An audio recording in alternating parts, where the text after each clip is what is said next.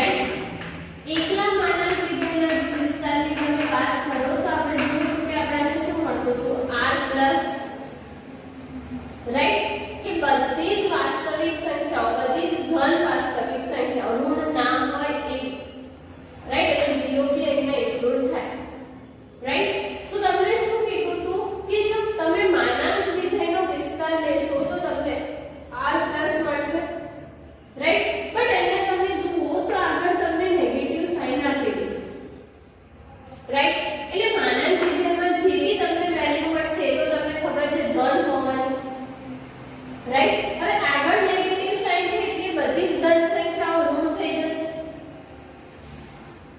Right. ધારો કે મારી પાસે x 2 છે હું એને માનાંકમાં મૂકું છું.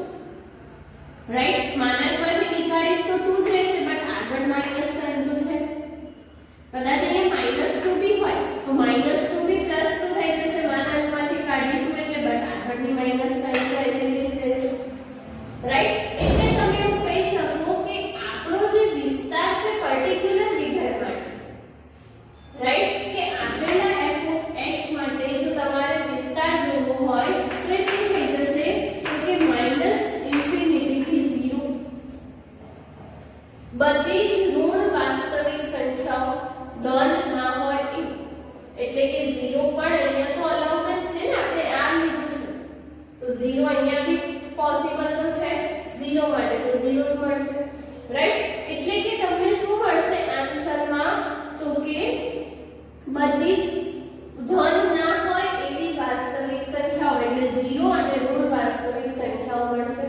રાઈટ. તો આપણા જે પર્ટિક્યુલર વિધેય છે એના માટેનો જે વિસ્તાર છે, રાઈટ, આ માનાંક વિધેયનો વિસ્તાર છે. રાઈટ. આ આપણે ખાલી રેફરન્સ માટે લીધો છે. આપણો જે વિસ્તાર છે એ શું થશે તો મેં તમને કીધું એમ કે -∞ થી 0. રાઈટ. આને તમે મેં તમને કીધું એમ વિસ્તારને તમે લોકો d of f થી ડિનોટ કરી શકો. રાઈટ. અને વિસ્તારને તમે લોકો r of f થી ડિનોટ કરી શકો. રાઈટ. એટલે કે f of x નો પ્રદેશ અને f of x નો વિસ્તાર. પહેલા આપણે કીધું છે d શેને માટે ડોમેન કહેવાય એને ઇંગ્લિશમાં એટલે, અને r એટલે કે રેન્જ કહેવાય એટલા. રાઈટ. સો આ બંને નોટેશન બી તમારે ધ્યાનમાં રાખવાના. પ્રદેશ માટે d of f અને વિસ્તાર માટે r of f. રાઈટ. સો આ રીતે આપણે પર્ટિક્યુલર વિધેયનો પ્રદેશ અને વિસ્તાર શોધી શકીએ. રાઈટ. બટ આના માટે મસ્ત કે જો તમને માનાંક વિધેય કઈ રીતે વર્ક કરે છે નહીં ખ્યાલ હોય તો પછી આગળની કેલ્ક્યુલેશન થોડી ડિફિકલ્ટ થઈ જશે. રાઈટ. તો આપણે જે બેઝિક વિધેયો જોયા હતા એ તમારે ખાસ ધ્યાનમાં રાખવાના. રાઈટ. હવે આપણે જોઈએ સેકન્ડ ક્વેશ્ચન. તો સેકન્ડ ક્વેશ્ચનમાં તમને કીધું છે કે f of x √9 - x². હવે આના માટે આપણે પ્રદેશ અને વિસ્તારની વાત કરવાની છે. તો મેઈન થિંગ કે ભલે વિધેય જે છે એ વાસ્તવિક વિધેય છે એટલે આથી આ ડિફાઇન્ડ છે બટ શું અહીંયા આપણે આની બધી કિંમતો લઈ શકીએ x ની જગ્યાએ તો કે ના, બીકોઝ આપણાને ખબર છે કે અહીંયા તમને વર્ગમૂળ આપ્યું છે અને વર્ગમૂળની અંદર આપણી પાસે ઓલવેઝ કેવી સંખ્યા હોવી જોઈએ તો કે પોઝિટિવ. રાઈટ. એટલે આની બધી કિંમત તો આપણે નહીં લઈ શકીએ એટલે અગેન કે આપણે એવી કિંમતો શોધવી પડશે જેના માટે વિધેય જે છે વ્યાખ્યાયિત થાય. રાઈટ. એટલે અહીંયા આપણે x ની કિંમત બી શોધવી પડશે અને y ની કિંમત પણ શોધવી પડશે. રાઈટ. તો મેઈન પોઈન્ટ જ્યાંથી આપણે હમણાં જ વાત કરી કે વિધેય જે છે કેવું હોવું જોઈએ તો કે આ જે ક્વોન્ટિટી છે 9 - x² એ ધન હોવી જોઈએ. રાઈટ. તો આપણે x ની કિંમત શોધવા માટે શું કરીશું તો કે 9 - x² આપણાને ખબર છે કે હંમેશા 0 અથવા 0 કરતા મોટો હોવો જોઈએ. રાઈટ. સ્ટેપ બાય સ્ટેપ આને સમજવાનો ટ્રાય કરજો. ઈઝી છે બટ થોડું ટ્રિકી છે. રાઈટ. ટ્રિકી મીન્સ કે તમારે શું જોવું પડશે કે x ની વેલ્યુ ક્યાંથી ક્યાં બિલોંગ કરે છે ને એનો યુઝ કરીને આપણે શોધીશું y ની વેલ્યુ ક્યાંથી ક્યાં બિલોંગ કરે છે. રાઈટ. સો આ જ વસ્તુને મારે લખવું હોય તો મારે લખી શકું 9 > x² યા તો હું લખી શકું કે x² <= 9. રાઈટ. સો હવે મારી પાસે શું થશે કે જો હું અહીંયા બંને બાજુ વર્ગમૂળ લઉં, રાઈટ, તો આ મારી પાસે શું થઈ જશે માનાંકમાં x <= 3. કેમ આવું થશે બીકોઝ જો હું વર્ગમૂળમાં x² લખું, રાઈટ, સો અહીંયા મને ખબર છે કે હું -2 નો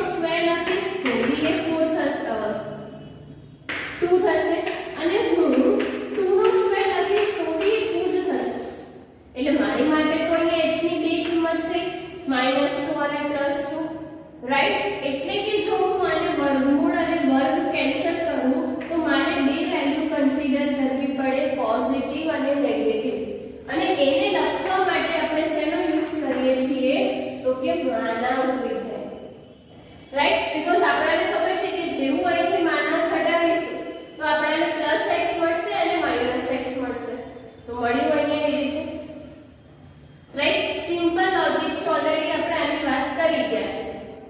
ઓકે, સો નેક્સ્ટ તમને લોકોને શું કરવાનું છે તો કે અહીંયા આપણને ખબર છે કે -x < 3 છે, રાઈટ, સો આ વસ્તુને મારે લખવું હોય તો હું આ રીતે લખી શકું કે જો હું અહીંયાથી માનાંક હટાવીશ, રાઈટ, તો મને બે વેલ્યુ મળશે, એક હશે x < 3, રાઈટ, અને બીજી હશે -x < 3. જેમ મેં તમને કીધું કે પોઝિટિવ અને નેગેટિવ બંને વેલ્યુ મળશે તો તમે માનાંકને હટાવશો તો, રાઈટ, માનાંક વિધેય ઓલરેડી આપણે લોકો જોઈ ગયા છે કે શું હતું, x જ્યાં x < 0 અને -x when x < 0, તો મળશે આવું x અને -x. તો એક x ની કિંમત આપણને શું મળી કે x જે છે એ 3 અથવા 3 કરતા નાનો હશે. બીજી કિંમત તો કે x ને આપણે નેગેટિવ નથી રાખી તો એને પોઝિટિવ કરવું પડશે, તો પોઝિટિવ કરવા માટે માઈનસ વડે મલ્ટીપ્લાય કરવું પડશે, રાઈટ, અને આપણને ખબર છે કે માઈનસ વડે મલ્ટીપ્લાય કરવું પડશે તો અહીંયા જે અસમતા છે ઉલટાઈ જશે, રાઈટ, ઓલરેડી આપણે આની વાત કરી ગયા છે. તો અહીંયા શું થઈ જશે તો કે x > -3, રાઈટ, આ બધી વસ્તુ આપણે અસમતામાં જોઈ ગયા છીએ. જસ્ટ હવે આપણે શું કરવાનું છે, આ બંનેને કમ્પેર, એટલે આપણે આને લખી શકીએ -3 < x < 3. એટલે જો હું અહીંયાથી માનાંક હટાવું તો એની જગ્યાએ લખી શકું કે x ની વેલ્યુ -3 થી 3 ની વચ્ચે હશે, રાઈટ, સો હવે અહીંયા મારે ડાયરેક્ટ શું લખવાનું રહ્યું, સો -3 < x < 3. આ જે કેલ્ક્યુલેશન છે તમારે ખાલી તમારે સમજૂતી માટે છે તો સાઈડમાં તમારે લખી રાખવાની, બાકી આના પછીનું સ્ટેપ ઓલવેઝ શું હશે, આ હશે, રાઈટ, કે જ્યારે બી તમે માનાંક હટાવશો આ સમમાં નહીં કોઈ પણ જગ્યાએ તો તમને વેલ્યુ ક્યાંથી ક્યાંની મળશે તો એ જે નંબર છે -a to a એવું તમે કહી શકો, રાઈટ, એટલે કે -3 થી 3, અને કઈ રીતે તો એ આપણે જોયું, રાઈટ, એટલે હવે x ની વેલ્યુ આપણને ખબર પડી ગઈ કે x જે છે એ ક્યાં બિલોંગ કરશે તો કે -3 થી 3 ની વચ્ચે, રાઈટ, તમે -3 થી 3 ની વચ્ચે કોઈ પણ સંખ્યા અહીંયા લઈ લો, આ જે આન્સર છે તમને ઓલવેઝ પોઝિટિવ મળશે.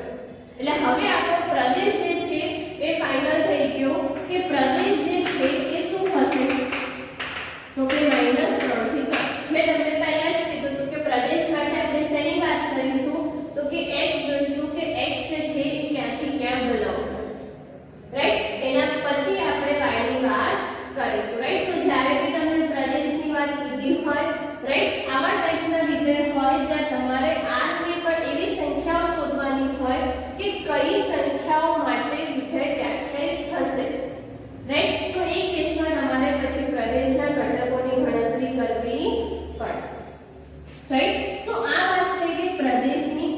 હવે આપણે વાત કરવાની છે વિસ્તારની, રાઈટ, તો વિસ્તારમાં મેં તમને કીધું એમ કે આપણે શેની વાત કરીશું તો કે y ની, રાઈટ, તો જેવી રીતે x ની વાત કરી, y માટે તમને એક વસ્તુ ખબર છે કે f(x) આપણે શું લઈએ છીએ y, રાઈટ, આ મેથડ ધ્યાનમાં રાખજો બીકોઝ હવે પછી જ્યારે આપણે વિધેયની વાત કરીશું તો આ નોટેશન યુઝ કરીશું f(x) ની જગ્યાએ y, અને પછી જે રીતે આપણે y ની કિંમત શોધીશું એ જ લગભગ તમારે હરેક જગ્યાએ ફોલો કરવાનું થશે. ઇનફેક્ટ આપણે 12th માં બી જ્યારે વિધેયની વાત કરીશું તો આ જ મેથડથી વિધેયોને વિધેયો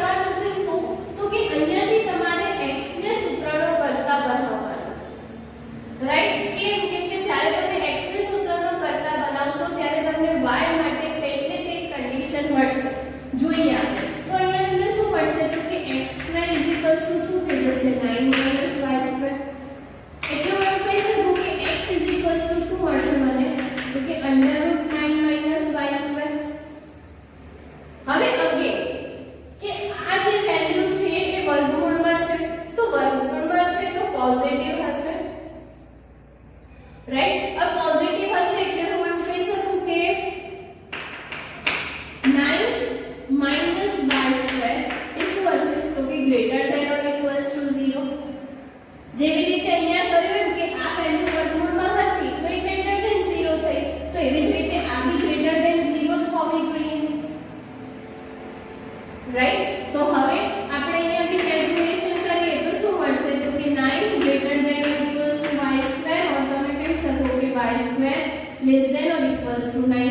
અગેન અહીંયા હું બંને બાજુ વર્ગમૂળ લઈશ તો મને શું મળશે માનાંકમાં y less than or equals to 3, right. એટલે અહીંયા તમને લોકોને શું મળશે અગેન જેવી રીતે અહીંયા x માટે મેં તમને કેલ્ક્યુલેશન કરીને બતાવી એવી જ રીતે y માટે, રાઈટ. તો શું થઈ જશે અહીંયા તો કે -3 less than or equals to y less than or equals to 3. તો નોર્મલ કેસમાં હું જોઉં તો મને એવું મળ્યું કે y જે છે એ ક્યાંથી ક્યાં બિલોંગ કરશે -3 થી 3, જેવી રીતે અહીંયા x માટે મળ્યું.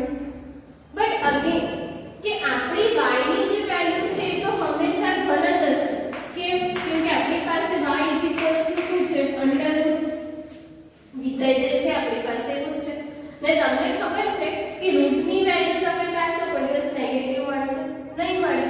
તો આપણને ખબર છે કે y જે છે એની કિંમત ઓલવેઝ કેવી હોવાની પોઝિટિવ, રાઈટ. તો આપણને ખબર છે કે y જે છે એ હંમેશા શું હશે 0 કરતા મોટું હશે, રાઈટ. અને 0 કરતા મોટું હશે એટલે આપણું y જે છે ક્યાંથી ક્યાં બિલોંગ કરશે તો કે ખાલી ને ખાલી 0 થી 3, રાઈટ. ત્યાં y જે છે એ નેગેટિવ વેલ્યુ ક્યારે પણ અટેમ્પ્ટ નહીં કરે. કેમ નહીં કરે? બીકોઝ એ વિધેય જેવું છે વર્ગમૂળ વાળું વિધેય છે, રાઈટ. અને આપણને ખબર છે કે વર્ગમૂળના આન્સર ક્યારે બી નેગેટિવ નહીં હોય. y એ નથિંગ બટ તમારું x ની કિંમત મૂક્યા પછીનો આન્સર છે, રાઈટ. કે x ની એવી કિંમતો હું મૂકું કે મને y ની અલગ અલગ કિંમતો મળે તો શું y ની કિંમત ક્યારે નેગેટિવ હશે નહીં હોય. બીકોઝ x ની કિંમત આપણે ખાલી શેમાંથી મૂકવાની છે -3 થી 3 માં. તો તમે અહીંયાથી કોઈ બી કિંમત મૂકશો તો તમને આ y થી ક્યારે નેગેટિવ મળશે જ નહીં, રાઈટ. સો y જે છે આપણો ક્યાંથી ક્યાંનો થઈ જશે બિલોંગ કરશે 0 થી 3, રાઈટ. એટલે આપણો વિસ્તાર જે છે એ શું થઈ જશે 0 થી 3, રાઈટ. સો આ પર્ટિક્યુલર વિધેય માટે આપણો પ્રદેશ શું થશે -3 થી 3 અને વિસ્તાર શું થશે તો કે 0 થી 3, રાઈટ. સો આ પ્રોસેસ જે છે તમારે ઓલવેઝ ધ્યાનમાં રાખવાની જ્યારે બી આપણે વિધેયોના પ્રદેશ અને વિસ્તારની વાત કરીએ ત્યારે. મેઇન થિંગ ચેક કરવાનું કે વિધેય કઈ રીતનો તમને આપેલો છે, રાઈટ. અહીંયા માનાંક વિધેય હતું એટલે આપણે ડાયરેક્ટ આ લીધું. અહીંયા આપણી પાસે વિધેય વર્ગમૂળમાં હતું તો એ અમુક પર્ટિક્યુલર કન્ડિશનને ફોલો કરે, રાઈટ. સો એ કન્ડિશનને અકોર્ડિંગ આપણે કેલ્ક્યુલેશન જે છે એ કરવાનું રહેશે, રાઈટ. સો આ રીતે તમારે કેલ્ક્યુલેશન જે છે ધ્યાનમાં રાખવાની છે. ઓકે. નેક્સ્ટ ક્વેશ્ચન તમે જોશો તો ક્વેશ્ચન નંબર 3 અને 4 એના માટે તમને વિધેય આપેલું છે અને એ વિધેય માટે તમારે અમુક કિંમતો મૂકીને વિધેયની કિંમતો શોધવાની છે. ઇન શોર્ટ તમારે x ની ડિફરન્ટ કિંમતો મૂકીને y ની કિંમત શોધવાની. હવે એ વસ્તુ તમે ઓલરેડી અત્યાર સુધી કરતા આવ્યા છો, રાઈટ. હવે ધારો કે તમને આપ્યું છે કે f of x 2x 5 અને તમને કીધું છે f of 0 શોધો. તો આપણે શું કરીએ x ની જગ્યાએ 0 મૂકી દેવાનું. સિમ્પલ 2 0 5 એટલે ફાઇનલ આન્સર શું મળશે -5, રાઈટ. સો આ રીતે તમારે એની કેલ્ક્યુલેશન જે છે એ કરવાની છે. એની જગ્યાએ તમે 7 3 તો જસ્ટ તમારે x ની જગ્યાએ કિંમતો મૂકવાની છે. ને એના પછી એ જ કે સેલ્સિયસ અને ફેરનહીટ ટેમ્પરેચર આપણે રૂપાંતર કરી શકીએ એના માટેનું સૂત્ર તમને લોકોને આપ્યું છે. તો એ સૂત્રમાં તમારે c ની જગ્યાએ અલગ અલગ કિંમતો મૂકવાની છે. ત્યાં તમને વિધેય p of c માં આપ્યું છે, રાઈટ. તો જ્યાં બી સેલ્સિયસ છે ત્યાં તમારે કિંમતો મૂકતું જવાનું એટલે તમને ફેરનહીટમાં ટેમ્પરેચર મળી જશે, રાઈટ. એટલે તમને ફાઇનલ જે આન્સર છે એ મળી જશે. અને લાસ્ટમાં તમને કીધું છે કે જો T of C 212 હોય તો C શોધો, રાઈટ. તો એ બી તમને આપણે T of C આપી દીધું હશે,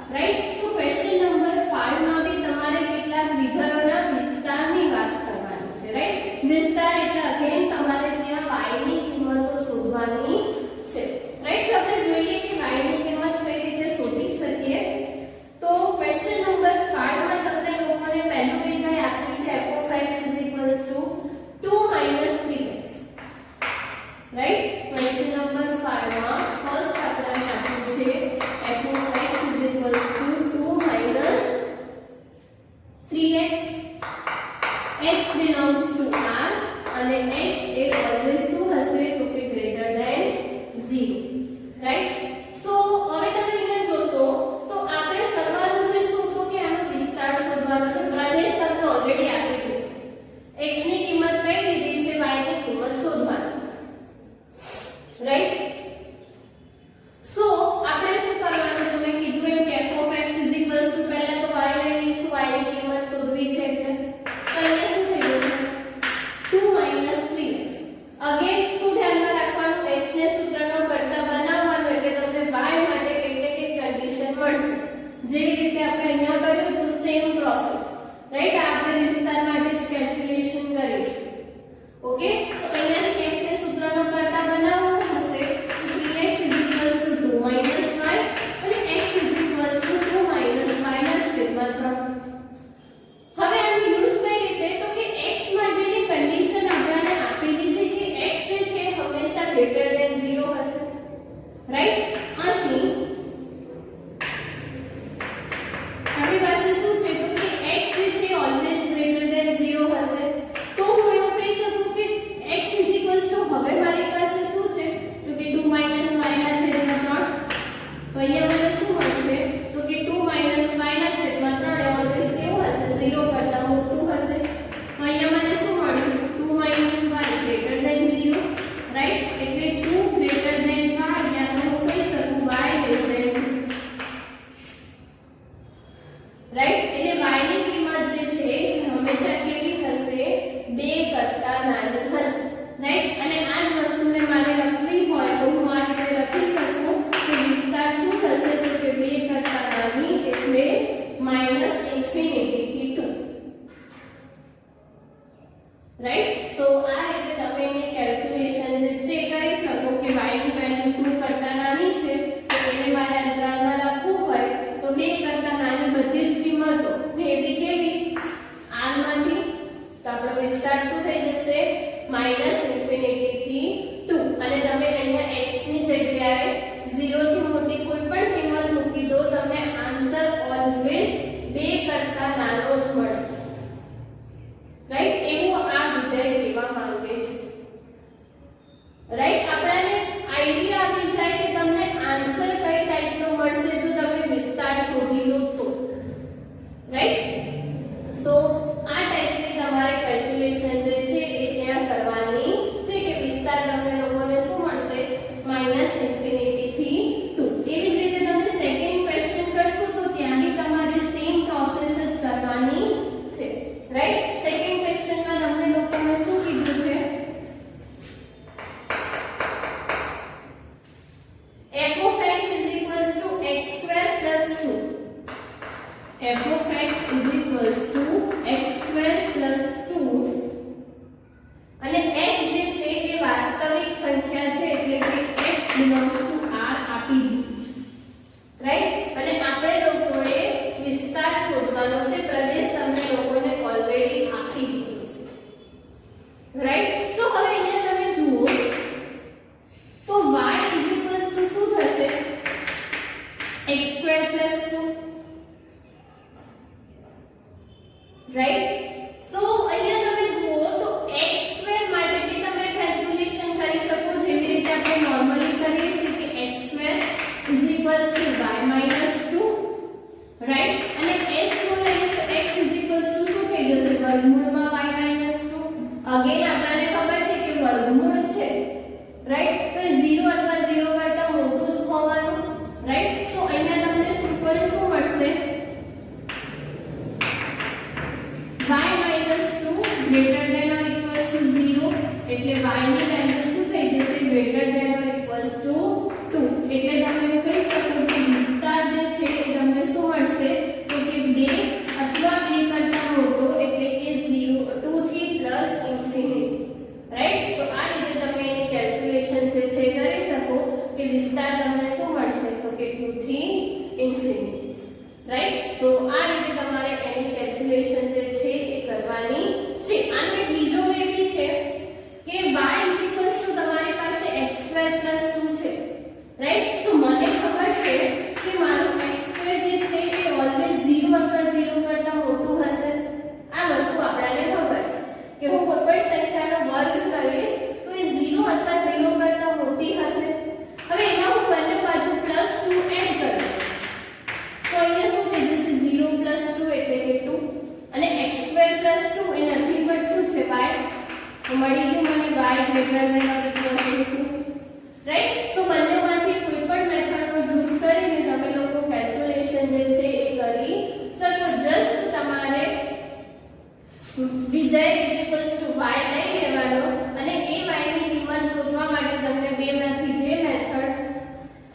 સુટેબલ લાગે એ મેથડનો યુઝ કરીને તમે કેલ્ક્યુલેશન જે છે એ કરી શકશો, રાઈટ. સો આ રીતે તમારે એની કેલ્ક્યુલેશન કરવાની કે x² > 0 હશે તો આ રીતે બંનેમાં તમને આન્સર જે છે એ સેમ જ મળશે, રાઈટ. સો આ વાત થઈ ગઈ સેકન્ડ ક્વેશ્ચનની.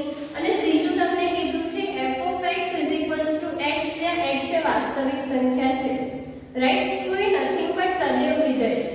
અને તદેવ વિધેયમાં આપણને ખબર છે કે જો પ્રદેશ R હશે તો એનો વિસ્તાર પણ R જ હશે, રાઈટ. એટલે તમે ડાયરેક્ટલી ત્યાં કહી શકો કે જો x એ વાસ્તવિક સંખ્યા હશે તો વિસ્તાર પણ તમારો શું હશે?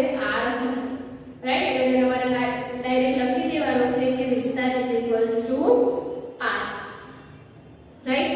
સો આટલી કેલ્ક્યુલેશન જે છે એ તમારે કરવાની છે, રાઈટ. બીજી એક વસ્તુ કે અહીંયા આપણું જે સ્વાધ્યાય 2.3 જે છે એ કમ્પ્લીટ થાય છે, રાઈટ. નેક્સ્ટ કે આપણે જેટલા ટોપિક જોવાના હતા પર્ટિક્યુલર ચેપ્ટરમાં એ બી અહીંયા કમ્પ્લીટ થાય છે. નેક્સ્ટ સેશનમાં આપણે લોકો પ્રકીર્ણ સ્વાધ્યાય કરીશું, બટ એના પહેલા એક નાનકડું રિઝલ્ટ જે છે તમારે જોવાનું છે કે રિઝલ્ટમાં તમને શું કીધું છે કે આપણી પાસે મેં તમને લાસ્ટમાં જ આપણે કેટલાક વિધેય અને એના આલેખોની વાત કરી હતી, રાઈટ. સો એવું જ એક નાનકડું બીજું વિધેય આપણી પાસે છે જેને આપણે કહીએ છીએ સુરેખ વિધેય, રાઈટ. એટલે કે f of x = mx + c, right. આ બી તમે લોકો રેખાઓ માટે જોઈ ગયા છો. આપણે બી જ્યારે 10મું ચેપ્ટર કરીશું ત્યારે આ વસ્તુ જોઈશું કે f of x આ ટાઈપનું વિધેય હોય mx + c, રાઈટ. એ તમને સુરેખ સમીકરણ જ આપશે રેખા માટેનું. તો આ ટાઈપનું જે વિધેય છે એને આપણે શું કહીશું? સુરેખ વિધેય, રાઈટ. સો આ વસ્તુ તમારે ધ્યાનમાં રાખવાની છે. જ્યાં તમને ખબર છે કે m છે જે ઢાળ હશે અને c જે છે એ અચળાંક હશે, રાઈટ. સો આ રીતે તમારે વિધેય જે છે એ ધ્યાનમાં રાખવાનું છે, રાઈટ. એના રિલેટેડ એક્ઝામ્પલ્સ બી આપણા લોકોને પ્રકીર્ણ સ્વાધ્યાયમાં આપ્યા છે. તો જ્યારે એક્ઝામ્પલ્સ કરીશું ત્યારે આની ડિટેલમાં ચર્ચા કરીશું, બટ જસ્ટ તમારે વિધેય ધ્યાનમાં રાખવાનું છે, રાઈટ. x જે છે કોઈ પણ વાસ્તવિક સંખ્યા હશે, રાઈટ. અને y ની કિંમતો બી તમને એને અનુકૂળતાએ મળતી જશે, રાઈટ. સો પ્રદેશ અને વિસ્તારમાં બી તમને લોકોને શું મળશે? ઓલવેઝ R જ મળશે, રાઈટ. એ વિધેય પ્રમાણે ચેન્જ થતું જશે, બટ આટલી વસ્તુ તમારે ધ્યાનમાં રાખવાની કે f of x = mx + c એ કેવું વિધેય છે? સુરેખ વિધેય આપણે એને કહીશું, રાઈટ. સો અહીંયા આપણે જે સ્વાધ્યાય અને વિધેયની ચર્ચા છે સ્વાધ્યાય 2.3 માં વિધેય રિલેટેડ જેટલી બી ચર્ચા છે કમ્પ્લીટ થાય છે, રાઈટ. મેં તમને